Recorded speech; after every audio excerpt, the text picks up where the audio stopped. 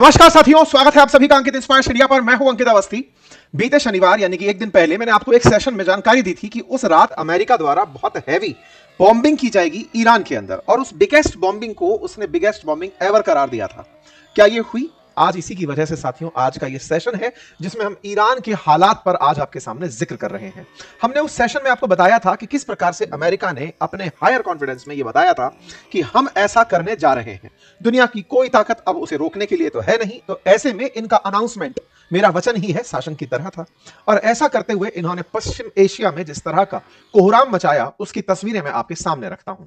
साथियों, ये तस्वीरें हैं जो आपको लग बिल्कुल ब्लैक रही हैं, असल में ये आसमान में उठा काला धुआं है। ये तस्वीरें हैं जिसमें किसी रस्सी पर टके हुए जो क्लिफ हैं वो एकदम काली हो रखी हैं। ये तस्वीरें हैं जब आसमान से काला धुआं अपने अंदर तेल को भर करके टपक रहा है।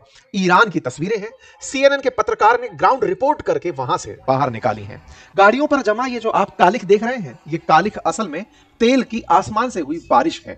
इसके पीछे का कारण यह है कि अमेरिका और इजराइल की संयुक्त सेनाओं ने ईरान के तेल भंडारों पर गोले बरसा दिए, रिफाइनरियों में आग लगा दी। रिफाइनरियों से निकला तेल जब शहरों से होकर बहने लगा तो जहां जहां तेल निकला वहां वहां आग थी। कुल मिलाकर पूरा ईरान जलाने की तैयारी थी। ये धुएं के गुबार, उठती हुई ज्वाला ये दर्शाती है कि ईरान में जो कुछ इस समय हो रहा है वो बहुत एक्सट्रीम स्थितियों पर है। तस्वीरें बयान कर रही हैं कि जहां जहां तेल है वहां वहां आग है, और जहां आग है वहां इंसानियत एक दूसरे को नीचा दिखाने के लिए मेहनत कर रही है। यहां पर आपके सामने जो हेडलाइंस बन रही हैं, dark like our future, Iranian ऐसे इसको डिस्क्राइब कर रहे हैं। Black rain fall in Tehran after Israel strike oil facilities, ये तमाम हेडलाइंस निकल कर आती हैं। कुछ को लगा कि ये सऊदी अरामको का बदला ले लिया है इजराइल ने, और कुछ को लगा कि अमेरिका ने लोगों को बता दिया है कि हम कितना कुछ बिगाड़ सकते हैं। इजराइल ने बता दिया है कि हम कितना कुछ किसी का नुकसान कर सकते हैं, और जब हम नुकसान करने पर आते हैं तो फिर हम दुश्मन को सबसे पहले इज्जत बख्शते हैं कि वो दुश्मन कितना बड़ा है, ताकि पूरी दुनिया उससे नफरत करे।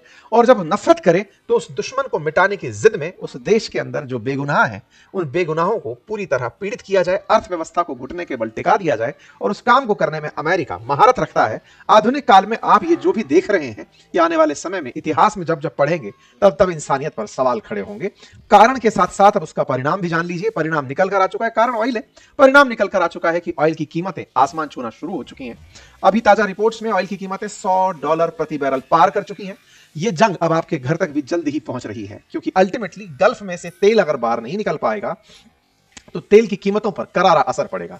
कहीं ऐसा तो नहीं कि अमेरिका अब वेनेजुएला के तेल को बेचने के लिए सीधा सीधा 20% दुनिया का तेल जहां से निकलता हो, that is state of Hormuz, उसको पूरी तरह जलने छोड़ दे और कहे कि अब अमेरिकी कंपनियों ने वेनेजुएला पर कब्जा कर लिया है, आराम से वेनेजुएलन तेल खरीदो, भाड़ में जाने दो इन सबको, जलने दो इन सबको। और वो बिल्कुल हालात आपके सामने हैं। तस्वीरें आज आपके सामने जिस तरह से मैंने रखी हैं, इनकी और विस्तृत व्याख्या आपके सामने करूंगा, चर्चा करेंगे, डिटेल में चलेंगे और आपको बताएंगे क्या कुछ हुआ, कैसे हुआ। और हद तो यह हो गई कि एक दूसरे देश के इन्होंने पानियों के भंडार जला दिए। साथियों, जिस तरह से आप लोगों के लिए तेल महंगा है, ऐसे इन देशों के अंदर पानी महंगा है।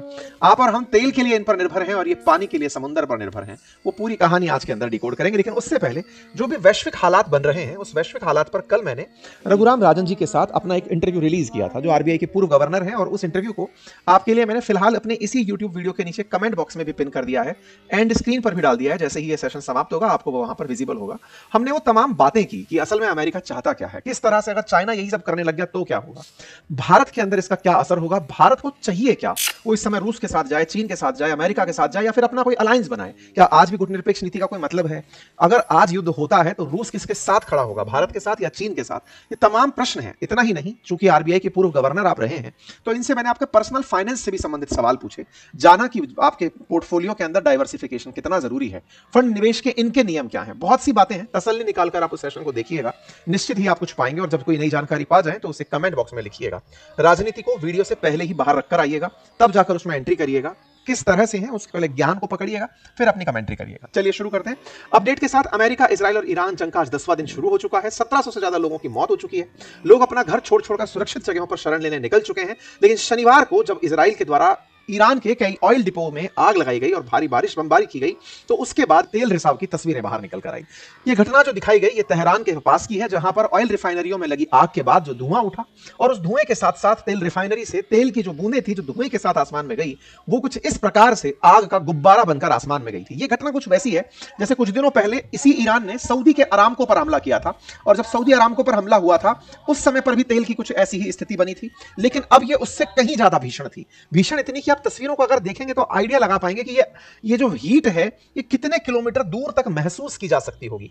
इस आग के उठते गुबार को और इसके साथ निकले धुआं को और इसकी वजह से निकल रही कालिख को अगर आप एक पल के लिए इमेजिनरी तरीके से भी विचार कर लें तो इसकी गहराई आपको डरा सकती है। इन तस्वीरों को देखकर आपके मन में किसी भीषण बॉम्ब धमाके जैसी फीलिंग आएगी, कोई बड़ा भीषण न्यूक्लियर बॉम्ब जैसी कोई घटना घटे, क्योंकि आपने और मैंने, मुझे नहीं लगता कि न्यूक्लियर बॉम्ब फटते हुए लाइव देखे हो, सुना ही है, पिक्चर्स में उसको देखा है। कुछ वैसा कि कोई बहुत बड़ा बम धमाका हुआ है और एक बड़े स्केल पर इसने पूरी तरह तेहरान को गर्म कर दिया। आप तस्वीरों को देख करके, यहां पर पत्रकार कोई बहुत दूर से इस वीडियो को ले रहे हैं तो भी ऐसा लग रहा है कि पीछे कोई बहुत तेज आग का गुबार उठ रहा है। धीरे धीरे फिर यहां पर जो गैस पाइपलाइंस हैं जिनके माध्यम से घरों तक गैस पहुंचाई जाती, उनमें आग लगाई गई। तस्वीरें देखें कि किस तरह से यहां पर ना, मतलब जो गैस पाइपलाइंस थी उनमें आग लगती है और वो ब्लास्ट शहरों के बीच में होने लगता है। सामान्यतः जब भी दो देश दुश्मन के रूप में भी लड़ रहे होते हैं तो ये युद्ध कन्वेंशन है कि आप सिविलियंस को टारगेट नहीं करेंगे, लेकिन यहां पर जिस तरह सिविलियंस को टारगेट किया जा रहा है, सिविल सोसाइटी को टारगेट किया जा रहा है, वो देखते ही बन रहा है। जो लोग मारे गए हैं उनमें से किसी प्रकार के सैनिक के हताहत होने की खबर नहीं है। आम आदमियों की खबरें ज्यादा बन रही हैं, स्कूल में बच्चों की खबर ज्यादा बन रही है। शहर के बीचों बीच अगर इस तरह से सड़कें जल रही होंगी तो कौन सी आर्मी फैसिलिटी होगी जो इससे पीड़ित होगी? निश्चित ही आम जन जो यहां से गुजर रहा है, जिनके घर यहां हैं, उनमें आग लगेगी, जंगलों में आग लगेगी। परेशान जो होगा वो एक आम व्यक्ति होगा, जिससे दुश्मनी ट्रंप को भी नहीं है। ट्रंप उन्हीं को बचाने के लिए आना चाहते थे। उनका कहना था कि मैं खमनेई से आपको मुक्त कराऊंगा और मैं आपके लिए लौट कर आऊंगा, मैं उससे मुक्त कराने आ रहा हूं। लेकिन ये कैसी मुक्ति है जब उनके शहर को ही आग लगा दी जा रही है। तस्वीरें आपके सामने हैं, तस्वीरों को देखकर पूरे ईरान के अंदर जो हालात हैं वो आपके सामने बनते हुए दिख रहे हैं। जो पॉसिबल टारगेट था ईरान में कुछ वो इस तरह दिखाया गया और पोस्ट स्ट्राइक जहां जहां आग लगी वो सारा की सारा यहां पर दिखाया गया।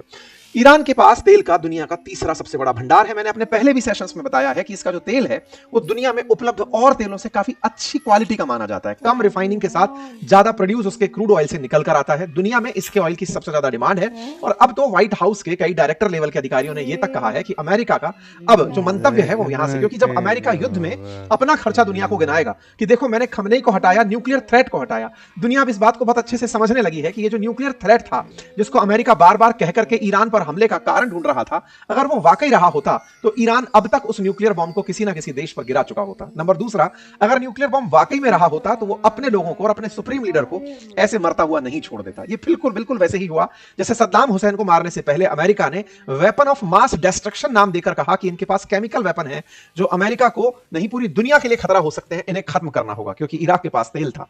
ईरान के पास दुनिया का सबसे अच्छा तेल है, भले ही क्वांटिटी में नंबर 3 पर आता हो। वेनेजुएला उसके ऑलरेडी कब्जे में है, सऊदी अरब वैसे ही उसका पपेट बनकर बैठा है। बचा अब ईरान, तो ईरान के तेल पर कब्जा करना था। खमनेई अमेरिकी कंपनियों को टिकने नहीं देते थे, उनको हटाने के लिए और पूरे देश को बिल्कुल जीरो पर लाने के लिए हमले शुरू हो गए। अगर न्यूक्लियर बम रहा होता, और जिस बात को अमेरिका कहता है कि हमने B-2 बम्बर्स से उस पूरी फैसिलिटी को जो इस्फहान में है, जो नातांज में है, उन्हें न्यूट्रलाइज कर दिया। साथियों, न्यूक्लियर बम का अगर कहीं पर भी इस तरह का कोई इंसिडेंट रहा होता तो निश्चित ही उस वजह से कोई बड़ा ब्लास्ट ईरान में भी हुआ होता। ऐसा भी नोटिस नहीं हुआ। ना रेडियो एक्टिव विकिरणों की बातें निकल कर आई, अब तक बस चर्चा ही है। लोगों को उम्मीद है कि ईरान क्या अब तक इसके बारे में ब्लफ ही कर रहा था कि मेरे पास न्यूक्लियर मामला है, मेरे पास 60% जो रिच एनरिच्ड यूरेनियम है उसकी मात्रा 400 किलोग्राम है, तो क्या ईरान भी उस मात्रा को लेकर केवल ब्लफ कर रहा था? और वो इसलिए कि कहीं उसे हमले का निशाना ना बना लिया जाए। क्या ईरान अपने बचाव के लिए फर्जी न्यूज बाजार में फेंक रहा था कि मेरे पास यूरेनियम है? क्या वो ये जानता था कि मैं इस यूरेनियम की वजह से बचा हुआ हूं? क्या है पूरी गणित, ये आने वाला समय बताएगा। लेकिन शायद अमेरिका की गुप्तचर एजेंसी इस बात को अच्छे से जानती थी कि उन्हें यूरेनियम से दिक्कत नहीं है, उन्हें तेल पर बैठे हुए खमनेई से दिक्कत है। उसे हटाना होगा और ईरान पर कब्जा करना होगा, और उसके लिए पूरा काम करके दिया इजराइल ने। इजराइल एयरफोर्स ने बाकायदा अपनी तरफ से जानकारी दी कि हमने कैसे कैसे काम किया, अपनी काबिलियत गिनाई कि हमने कैसे काले बादल यहां पर डाल दिए, कैसे लोगों को यहां पर इस तरह मजबूर कर दिया कि वो अपने विभत्स रूप का भी तस्वीर लेकर रखना चाहते हैं। लोगों का जीना दूभर है और ईरान की तस्वीरें अब अमेरिका पूरी तरफ जारी कर रहा है। तस्वीरें आप और हम तक भी पहुंची, लेकिन वो इस बात की कि बाजार बुरी तरह गिर चुका है। तेल के अंदर अगर बात करी जाए तो क्रूड ऑयल के भाव $115 प्रति बैरल से ऊपर निकल गए हैं। जहां तेल अमेरिका रशिया यूक्रेन युद्ध के चलते भारत $60 प्रति बैरल में परचेज कर रहा था या उससे कम भाव पर प्रति परचेज कर रहा था, आज वो $120 तक पहुंच रहा है।